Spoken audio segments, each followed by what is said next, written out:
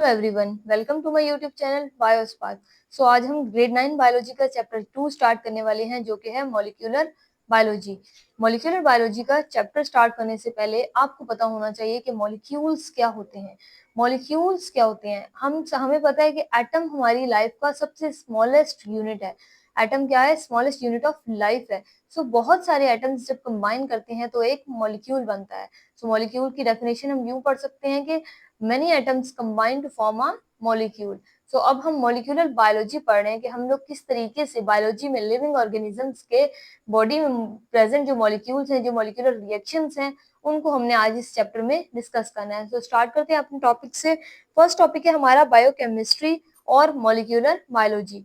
Biochemistry क्या है? Biochemistry is the study of different chemical compounds and the chemical processes taking place within the living organism।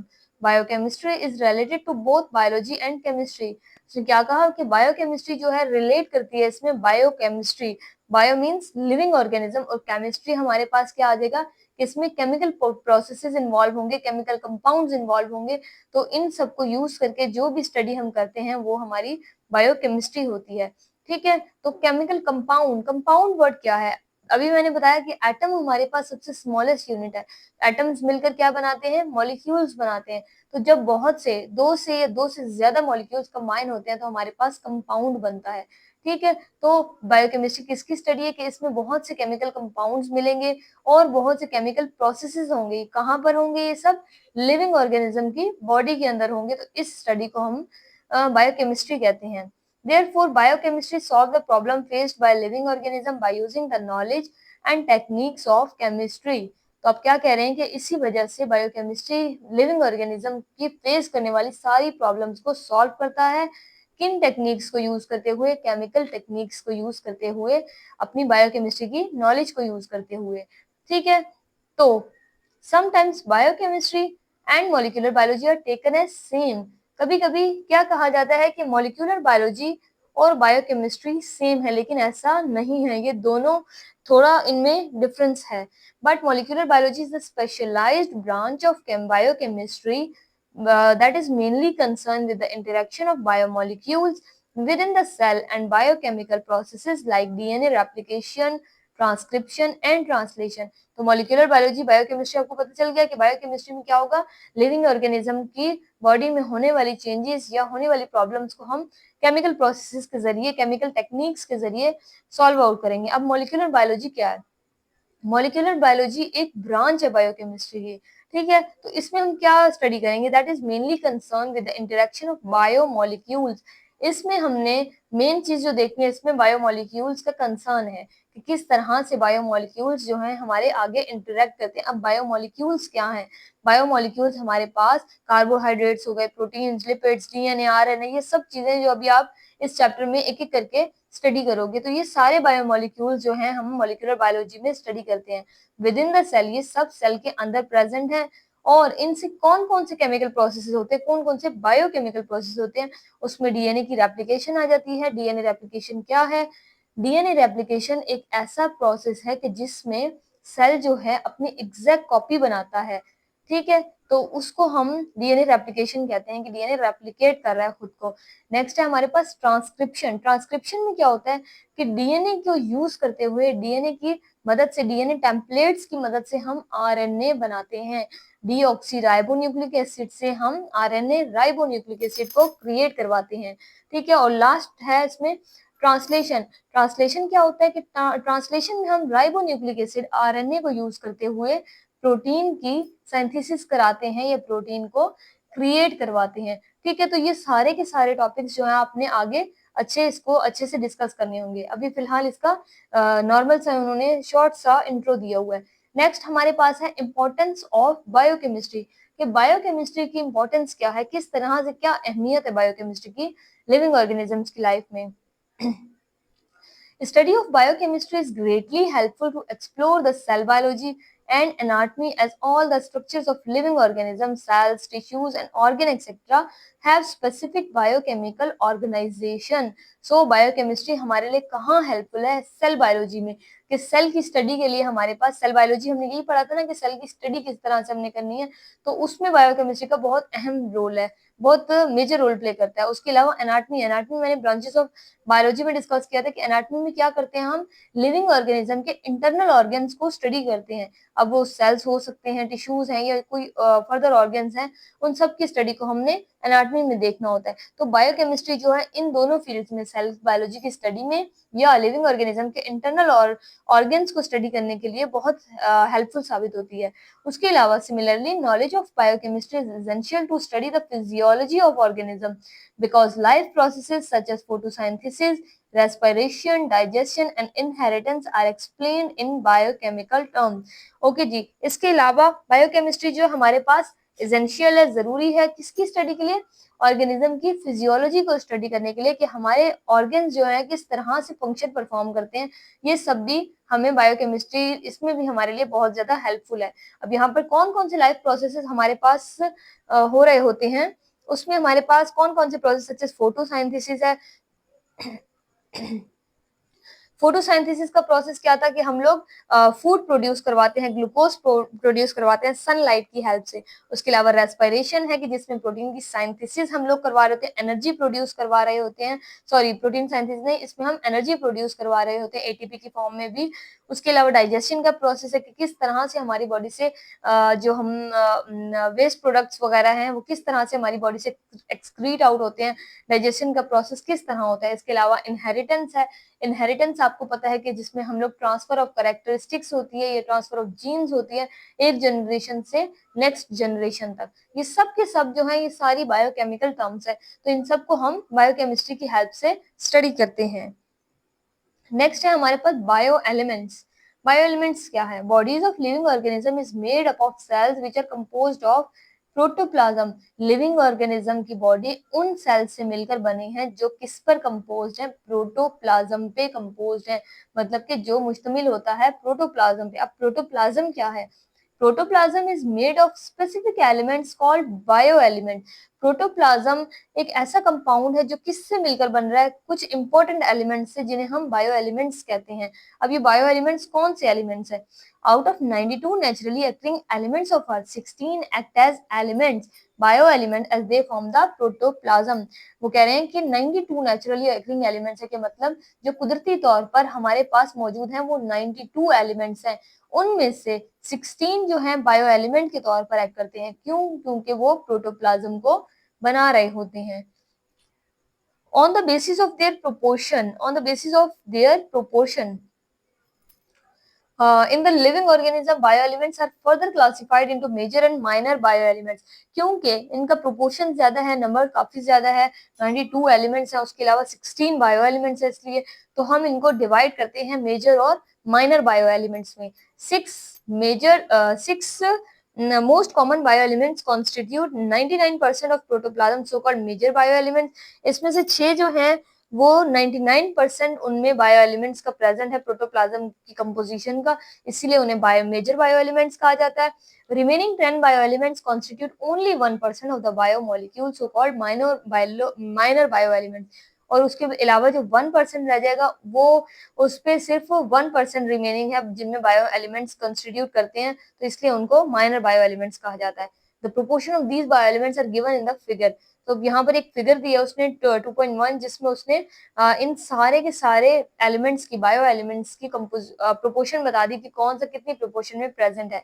यहाँ पर आप graph देख सकते हो, 6 major bio element that constitute 99% human body, oxygen, carbon, hydrogen, nitrogen, calcium और phosphorus, ये वो 6 major bio elements हैं। ये मेजर बायो एलिमेंट्स हैं जिन्होंने 99% ह्यूमन बॉडी का कॉन्स्टिट्यूट किया हुआ, कि इनके ऊपर हमारी 99% बॉडी जो है कंपोज करती है, इसके ऊपर मुश्तमिल होती है। उसके अलावा माइनर बायो एलिमेंट्स में कौन कौन से हैं, माइनर बायो एलिमेंट्स में हमारे पास है potassium, sulphur, chlorine, sodium, magnesium, iron, manganese, zinc and iodine. जो बाकी रिमेनिंग 1% था वो बायो एलिमेंट्स का इन सारे कॉन्स्टिट्यूएंट्स पर मुश्तमिल होता है। नेक्स्ट हमारे पास है बायोलॉजिकल मॉलिक्यूल्स। अब बायोलॉजिकल मॉलिक्यूल्स कौन से मॉलिक्यूल्स होते हैं, अब हमने इनको डिस्कस करना है। Molecules produced and utilized in the metabolic process within the living organism are called biological molecules, कौन से मॉलिक्यूल्स? वो molecules produce and utilise in metabolic process. Metabolic process कौन से प्रोसेस होते हैं? ऐसे केमिकल प्रोसेसेस जो लिविंग ऑर्गेनिज्म की बॉडी में हो रहे हैं या लिविंग ऑर्गेनिज्म के सेल्स में हो रहे हैं, उन प्रोसेस को मेटाबॉलिक प्रोसेस कहा जाता है। केमिकल प्रोसेस होते हैं ये, ठीक है।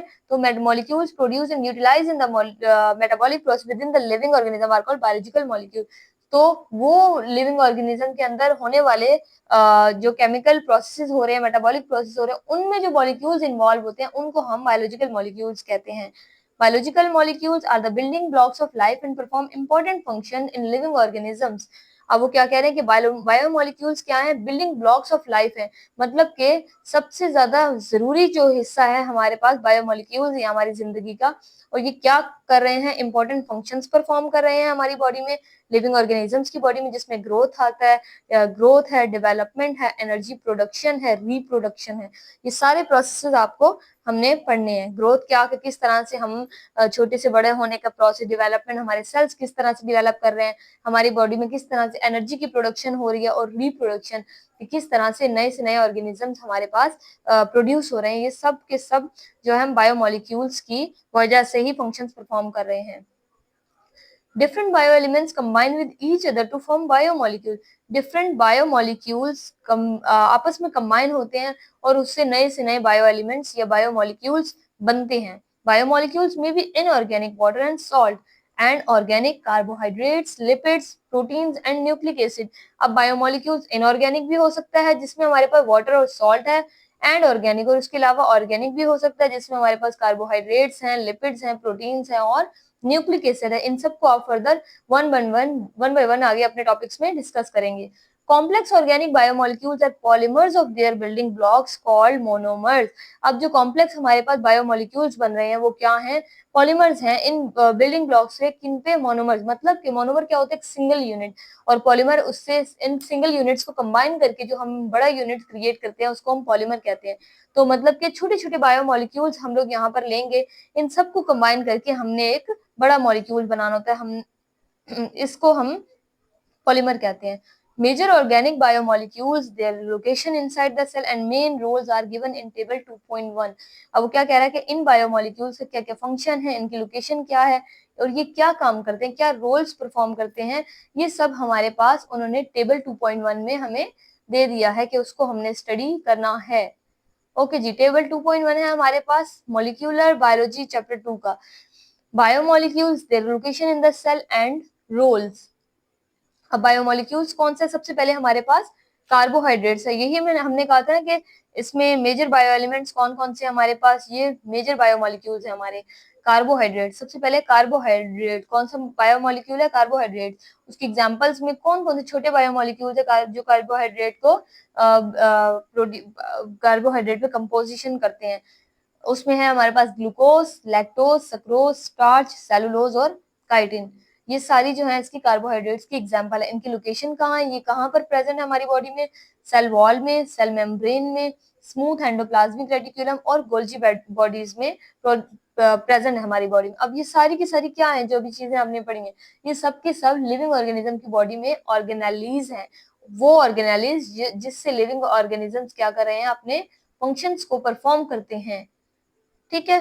तो इन सारी ऑर्गेनेलिज में कार्बोहाइड्रेट प्रेजेंट है। इनका मेन रोल क्या है? Used as food, energy source, component of plant and fungi cell wall. Okay जी, एक तो खुराक के तौर पर इस्तेमाल कर सकते हैं हम इसे, एनर्जी सोर्स है हमारे लिए, एनर्जी प्रोड्यूस करता है, ताकत तवानाई पैदा करता है। Component of plant and fungi cell wall, fungi और प्लांट के सेल वॉल का ये मेजर कंपोनेंट है। Component of DNA and RNA as 5 carbon sugar, और ये डीएनए और आरएनए का भी एक कंपोनेंट है एज, जिसमें ये 5 कार्बन शुगर के तौर पे आता है। सेल सरफेस मार्कर, और सेल सरफेस मार्कर्स भी हैं। सेल सरफेस मार्कर्स क्या होते हैं? Molecules present at the surface of specific cells due to which these cells are identified and distinguished from other types of cells. ये एक ऐसे biomarkers होते हैं कि जो इनके मॉलिक्यूल्स पे, स्पेसिफिक सेल्स पे ये प्रेजेंट होते हैं, और इनको हम आइडेंटिफाई कर सकते हैं, इनको हम डिफरेंशिएट कर सकते हैं, डिस्टिंग्विश कर सकते हैं इनकी प्रॉपर्टीज की बेस पे, ठीक है।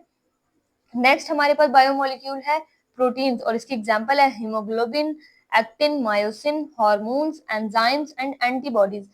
इनकी लोकेशन क्या है कि ये साइटोप्लाज्म ऑर्गेनेली में, रफ एंडोप्लाज्मिक रेटिकुलम में और गोल्जी बॉडीज ऑर्गेनेली में प्रेजेंट होते हैं। इनका मेन रोल क्या है, एनर्जी के सोर्स के तौर पे इस्तेमाल होते हैं, ये भी कंपोनेंट ऑफ सेल मेम्ब्रेन है। ओके जी, उसके अलावा गैसियस ट्रांसपोर्ट किस तरह होता है, ये उसमें हेल्प आउट करते हैं। केमिकल मैसेंजर है कि किस तरह से केमिकल मैसेजेस, केमिकल रिएक्शंस में होने वाले मैसेजेस आगे करते हैं। स्पीड अप केमिकल रिएक्शन को फास्ट करता है, किस तरह से स्पीड करता है, बूस्ट करता है, इम्यूनिटी प्रोवाइड करता है और कंपोनेंट ऑफ क्रोमोसोम भी है। नेक्स्ट वन है हमारे पास लिपिड्स। अब लिपिड्स क्या है, लिपिड्स हमारे पास है, एग्जांपल इसकी फैट्स हैं, फॉस्फोलिपिड्स हैं, waxes, oils and vitamin D, ये सब इसकी एग्जांपल्स हैं। इसकी क्या लोकेशन है कि ये सेल मेम्ब्रेन में प्रेजेंट होता है, स्मूथ एंडोप्लाज्मिक रेटिकुलम में प्रेजेंट होता है। अच्छा जी, इसका मेन रोल क्या है, provide cells with long term energy component of cell membrane. ये सेल्स को क्या प्रोवाइड करता है, एक लंबे टाइम तक चलने वाली तवानाई फराहम करता है, एनर्जी प्रोड्यूस करवाता है और ये भी सेल मेम्ब्रेन का कंपोनेंट है। डीएनए, डीएनए क्या है, इसका कोई एग्जांपल यहाँ पर नहीं। डीएनए की लोकेशन क्या है, location in the cell, nucleus में प्रेजेंट होता है, ये क्रोमोसोम्स में भी प्रेजेंट होता है, न्यूक्लियस में प्रेजेंट होता है, क्रोमोसोम की फॉर्म में आप इसको देखते हो। ओके जी, मेन रोल क्या है, कंपोनेंट ऑफ क्रोमोसोम, क्रोमोसोम का कंपोनेंट है ये, store and pass on genetic information to next generation. DNA का आपको पता है कि किस तरह से जेनेटिक इन्फॉर्मेशन इन हमारी जीन्स की जो मालूमात है उसको एक जनरेशन से दूसरी जनरेशन से ये पहुंचाता है। लास्ट वन है हमारे पास आरएनए। आरएनए की क्या एग्जांपल्स हैं, मैसेंजर आरएनए, एम है messenger RNA, T transfer RNA और आर है हमारे पास राइबोस आरएनए। ओके, तो ये तीन इसकी एग्जांपल्स हैं। ये कहाँ प्रेजेंट होते हैं, ये न्यूक्लियोलस में और साइटोप्लाज्म में प्रेजेंट होते हैं। उसके अलावा इनका क्या रोल है, टूल्स फॉर ट्रांसलेशन, ट्रांसलेशन के प्रोसेस में ये हेल्प आउट करते हैं। कि ट्रांसलेशन का प्रोसेस मैंने अभी आपको बताया था कि इसमें क्या होता है, प्रोटीन की साइंथेसिस होती है। सो आज हमने बायोकेमिस्ट्री को डिस्कस किया है, मॉलिक्यूलर बायोलॉजी, हमने बायो एलिमेंट्स पढ़े हैं कि कौन कौन से बायो एलिमेंट्स हमारे पास प्रेजेंट हैं। उसके अलावा हमने मेजर मेजर बायोमोलिक्यूल्स को स्टडी किया है, कार्बोहाइड्रेट्स, प्रोटीन्स, लिपिड्स, डीएनए और आरएनए को। सो हम अपने नेक्स्ट टॉपिक में इन सारे टॉपिक्स को वन बाय वन डिस्कस करेंगे। तब तक के लिए अल्लाह हाफिज।